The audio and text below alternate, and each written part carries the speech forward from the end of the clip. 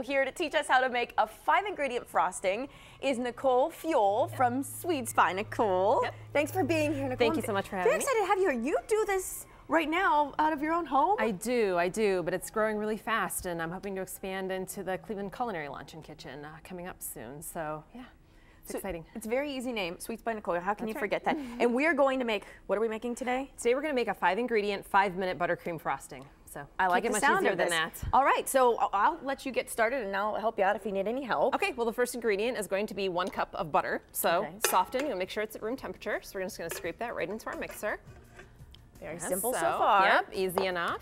And we're also going to add about 2 tablespoons of water, and we're going to start whipping this up to get a little bit of air into it. So we'll add those. I'm not counting the water as an ingredient, so don't count that as part of the 5. So 5 plus that water. Yes, that's right. So, and we're going to go ahead and just start mixing this up. Where would life be without KitchenAid, huh? I'm telling you, it's a wonderful thing. So we want it to get nice and light and fluffy. And the next thing we're going to add in our ingredients is our vanilla extract. And you want to make sure you use the good stuff. You don't want to cheap out and use the imitation kind. It definitely won't hold the same kind of flavor. So we're going to add a teaspoon of that. I don't know if you I'm glad you're here. Sure. Do the honors. I'm glad you're here doing this because, you know, people make cookies and they make cupcakes on their own all the time, but the frosting, a lot of people just buy right out from the grocery store. And I do it over this? Absolutely, and just go ahead and dump it in there. And you know, it is tempting to just grab that I don't do what I just did. So you can just grab it off the shelf at the grocery store, but this is so much tastier. It doesn't have all the chemicals. It's really back to basics, and it's so easy to do. So I want to encourage people not to be intimidated by making their own frosting. Okay, so we're going to keep that going a little bit. And our next ingredient might surprise people, but it's actually a little bit of salt. So salt actually brings out the sweetness in things, and we're going to literally add about a pinch of salt. A pinch of salt. So we've got the salt here if you want to go ahead and add a pinch to it while it's whipping. And you can always add a little bit more if you want to. You want to start small. You don't want salty buttercream. No, that would not taste good at all. So yeah, and also depending on if you've used salted butter or not. So just keep that in mind when you're adding your salt. Okay, so we've already got 3 of our ingredients down. The next one is going to be the powdered sugar. This recipe, you need 4 cups of powdered sugar.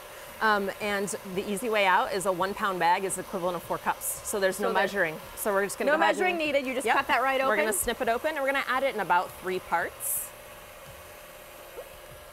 And this is where it can get a little bit messy. So we're going to turn it off for a minute, and we're going to add it. It'll make for good TV when it splatters everywhere. That's right. So we're going to add it about 1/3 of it at a time. If I can get it in there. Keep that going. We're just going to keep mixing it until it starts to turn into our frosting. So while you're mixing that in, if you don't mind me asking, you make all kinds of different things, I'm guessing, I do a lot of cupcakes, and sugar cookies really are the 2 things that people seem to buy the most, and they're great for parties, birthdays, bridal showers, events. So if you're doing this out of your house, how do people find you? How do they get in touch with you in order to order these? I have a Facebook page. It's facebook.com/sweetsbynicole, and there's an H in Nicole, so kind of easy to remember. Yes. And people can see all the products there. There's pricing, and they can check out, send me a message, see orders, and we can arrange pickups or drop-offs as well. So these are great. I mean, I know we just showed a shot. Some of these cookies are just, they're so, like, how do you make something like this? So that's using something called royal icing. It's a slightly different type of icing, but it dries hard, and it's really great for decorating. They're so adorable. I mean, I see that you could do communion cookies with this, or... Yes, and that's what's great. Like I said, people do them for parties, celebrations, bridal showers, baby showers, all that kind of stuff. So it takes...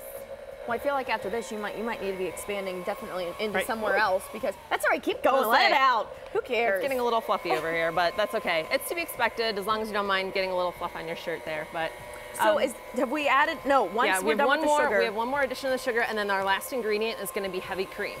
So we're going to add this last bit of sugar and get that going, and then we'll also add the heavy cream. We're going to add 1/3 of a cup, because if without it, this frosting would be too stiff to work with. So we're going to add a little bit of that just to give it a little softer texture, and of course everything tastes better with heavy cream in it. So yes, that is a fact. We'll add that in. There's no question about that. So do you wait till you can start pouring it in now? We can pour it in now. Yep, we can pour it in now. You could wait either way, and it's going to moisten it up, which also helps it mix a little bit too.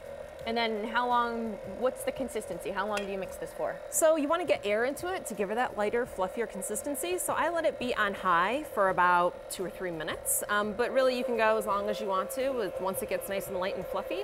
you're all set. And then how much will that mixture provide you for? How many cookies or cupcakes can you make with one? So this recipe will frost 24 cupcakes or one 9x13 cake. So it's a great recipe. It'll take care of one whole set. So you can, at home, you can just get a plastic baggie, right? Cut the hole out. Yep, that's right. You can just use a Ziploc bag. Yep, and we can go ahead and do a little bit of piping if you want. And then you just start doing the piping and you're good to go. Yeah, so you can start in the middle and just sort of go yep, I was going to like start at the this. end. You can do the outside too, whatever's easiest for you, and just make a nice swirl. And you can decorate these with sprinkles or food coloring or anything else. I thought you were going to steal a cupcake. What did he steal? Measuring cup. Oh, the measuring cup. It's in the way. Was it in the way? Thank you, David. Right. He knows. Yeah, and you can decorate them with some sprinkles. You can also add food coloring as well to tint it whatever color you'd like. And you would add it at this stage as well. I love this. So much fun. So simple to do. You'll have to come back on the show and show us one of your other tricks sometime because I know you have, look how good that looks coming out of the batter. All right. Thanks, Nicole, for being here.